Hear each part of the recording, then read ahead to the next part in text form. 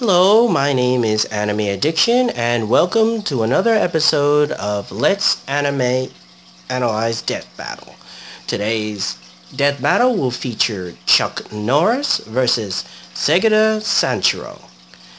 Now, I will have to admit, I know nothing about this character known as Segata Senshiro, other than the fact that he happens to be some sort of spokesperson for the Sega Saturn console, which, by the way, I've never played before. However, I am very familiar with Chuck Norris, having seen many of his movies, such as the Missing in Action series, the Delta Force, the TV show Walker, Texas Ranger, and of course, even the cartoon show Chuck Norris and the Karate Commandos. Now, I'm a little surprised that Death Battle is actually doing a episode featuring a live action and real life character, so this will be pretty interesting. So, without further ado, it's time for Boomstick and Wizard to do their thing and introduce us to these two titans of martial arts. So, Boomstick and Wiz, go to it.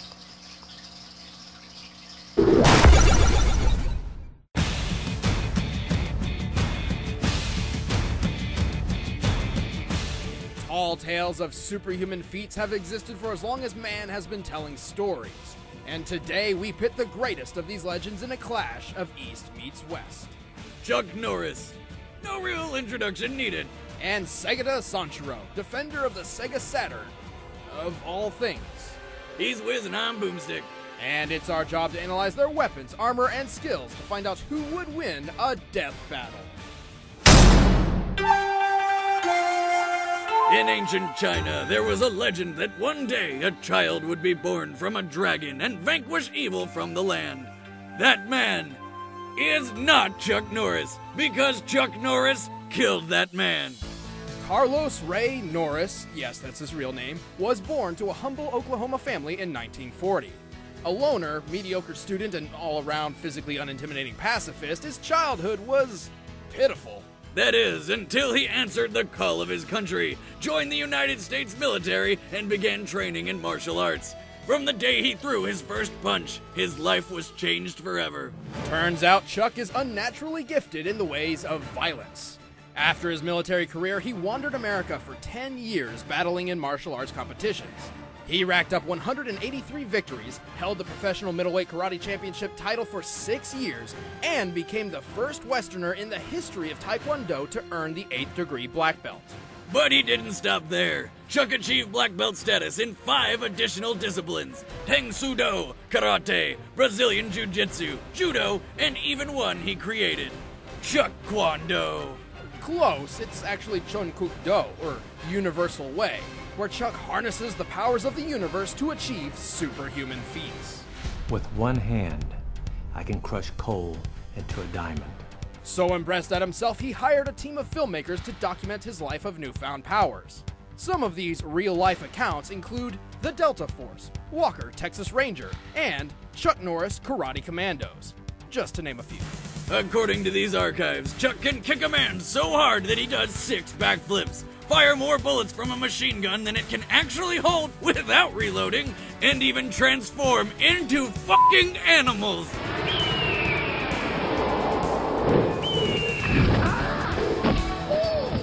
Why doesn't he do that more often? Because the most dangerous animal in the world is Chuck Norris. Chuck has taken his already unprecedented abilities even further through over 35 years of intense training on his secret weapon, the Total Gym. He even had to create his own pants with a secret gusset to keep them from exploding off his body due to his sheer kicking power. He calls them Chuck Norris Action Jeans. Naturally, powers like these have spawned hundreds, no thousands of myths describing what Chuck Norris is capable of, making it very difficult to separate fact from fiction. That is, until Chuck released a book officially chronicling 101 of his favorite feats. Fact number 67. When Chuck Norris does push-ups, he pushes the earth down. Fact number 95. Chuck Norris is so fast he can run around the world and punch himself in the back of the head. Fact number 80. According to Einstein's theory of relativity, Chuck Norris can roundhouse kick you yesterday. Fact number 71. Scientists have estimated that the energy given off by the Big Bang was roughly equivalent to 1 CNRK. 1 Chuck Norris roundhouse kick. And those are just a few of the ones that we know are true. In addition, legend has it that beneath his magnificent beard lies a third fist. Chuck is as tough as they come, or rather tougher. Once, after being beaten unconscious and buried underground inside a truck, he revived himself with a beer shower and miraculously drove the truck out of the earth. He's proficient with many different vehicles, speedboats, helicopters, a motorcycle that shoots rockets, and weaponized dolphins. Whom he can communicate with. I'll take care of Angelfish, and you guys make sure no one gets out of here. He also has a keen sense of awareness and is ready for anything, even a giant alligator parachuting in through a window. He also put together a team of heroes and saved the world on multiple occasions. This guy really is all that is man.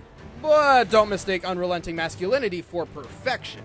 Despite his impressive martial arts record, he's still suffered a total of 10 losses. And that's not to mention his massive amount of chest hair. Although infinite and a source of power, it makes him easily grabbable, and even once aided in his own, death at the hands of Bruce Lee. Luckily for Chuck, death itself fears him, so he just kind of kept going.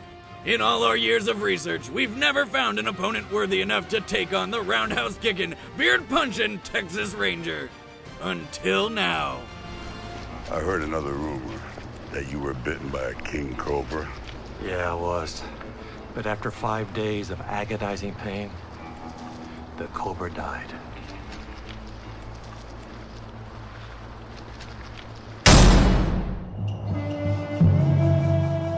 Japanese folklore hosts a plethora of horrifying tales. Raiden, the god of thunder, devours the stomachs of children.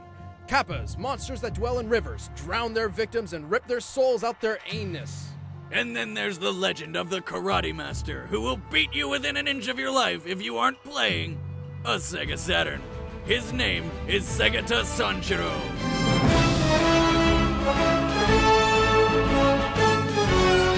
Men. Women. Segata Senshiro. Children.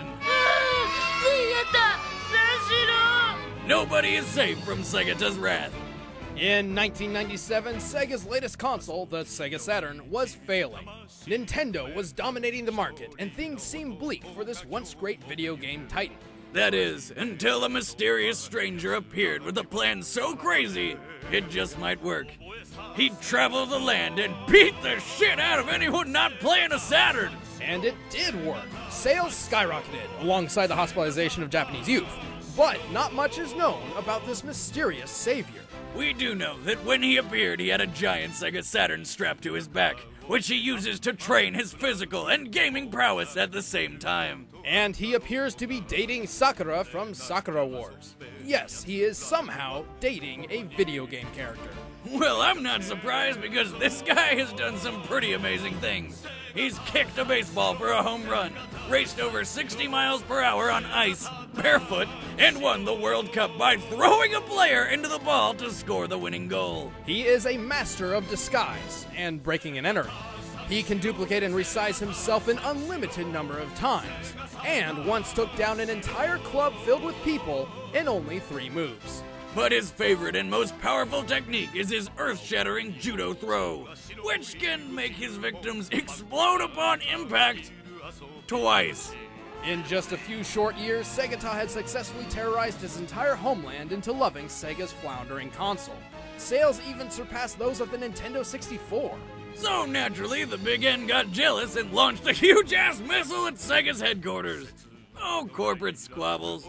But Segata, who apparently resides on the roof of the Sega HQ, demonstrated to the world his most impressive feat of all. He just straight up leapt off the building onto the missile and stopped it against a glass window. Then flipped it around and rode it into space. A missile of that size would travel around 3,600 miles per hour, something that no window pane in existence could possibly withstand. Just to stop it without cracking the glass, Segata would have had to make the missile weigh less than it should upon contact with him. The only possible explanation is that Segata is simply exempt from the laws of physics and theoretically capable of almost anything, such as surviving the vacuum of space. Well, until the missile blew up and he died.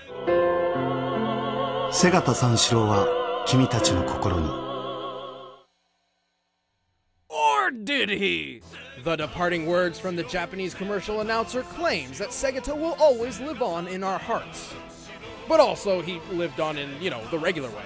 While most are blinded by the tears of sadness in their eyes, if you look closely, you'll see what appears to be a shooting star. Or Segata re-entering the Earth's atmosphere. But don't just take my word for it. 1 year after his supposed death, a strangely similar-looking man appeared in the game Rent-A-Hero #1. He mentored the main character in the ways of martial arts, while claiming to have once been a great hero himself.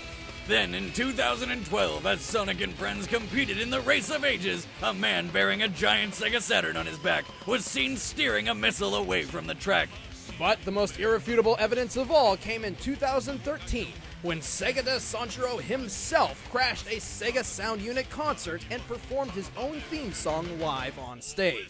All video footage was destroyed, but we were able to recover a few surprisingly high-quality pictures. And as of the February 2015 issue of Archie's Sonic the Hedgehog comic, a familiar-looking judo master fought the Blue Blur in a tournament on Mobius, which is our own Earth 3,000 years in the future. There's only one logical conclusion. Segata's not only alive, he's immortal. Death may not be able to conquer Segata, but he in turn has difficulties against the death of others, specifically club zombies. And ultimately, while he successfully revived the Saturn, his skills were not enough to keep Sega on top forever. Perhaps the reason he remains shadowed in anonymity is that he is biding his time, waiting for the right moment to step into the light and rescue Sega yet again. God knows they need him now more than ever. Regardless, it's safe to say that all should heed Segata's parting words. Or else. Alright, the combatants are set. Let's end this debate once and for all. It's time for a death battle! Now that was a fun pre-battle analysis for both combatants, and I got to admit, I'm sensing that this entire fight is going to be nothing but fun, and I'm pretty much okay with that. From the looks of it, I'd say that reality and physics will be thrown completely out the window, and, well, I'm pretty much fine with that as well. And I had no idea that both Chuck Norris and Segata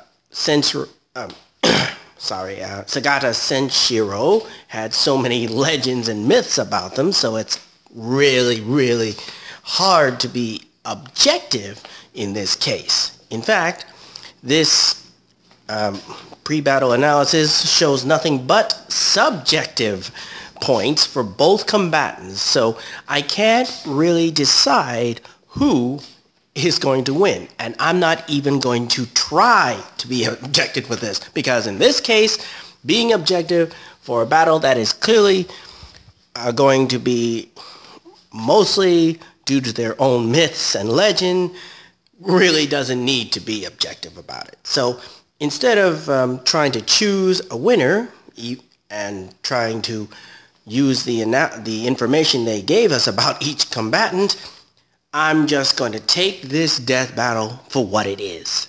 Just going to be fun. And that's all there is to it. So, without further ado, let's get this started. So, Boomstick and Wiz, give us one hell of a fight between these two butt-kicking fighters of the Sega Saturn and of the Karate Commandos. Oh, and before I forget, for the first time, I'm actually going to do a audio commentary for this fight. So, let's get started.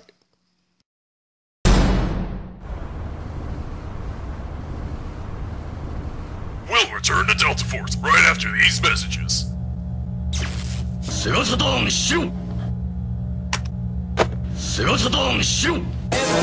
I don't think he's gonna go away, Chuck. He's gonna make you play the Sega Saturn whether you want to or not, Chuck. Now you've done it, Chuck. You broke his Saturn. The fight is on.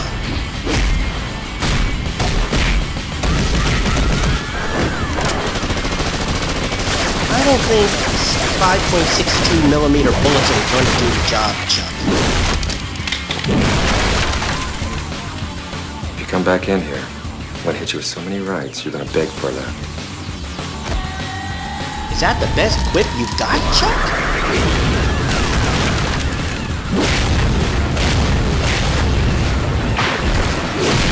Hey look, it's that beard fist they talked about.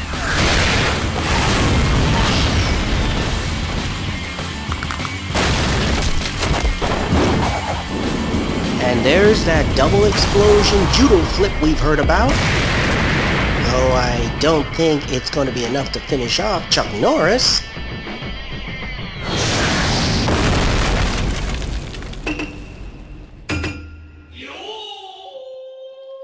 Eat your heart out, Naruto fans.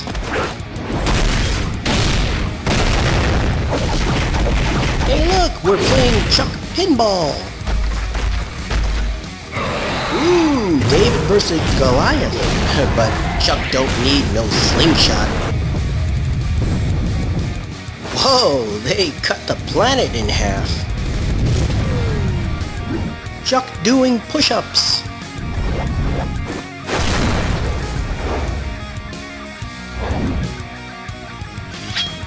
Sega Saturn, Rings of Saturn, close enough.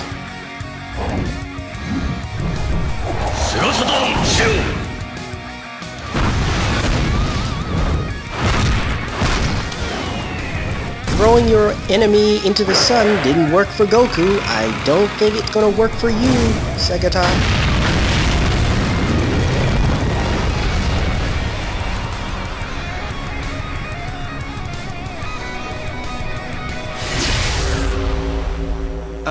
Guys? You may want to do something about that hole in the space-time continuum that your fight just caused. Wow, look at all the past death battles there.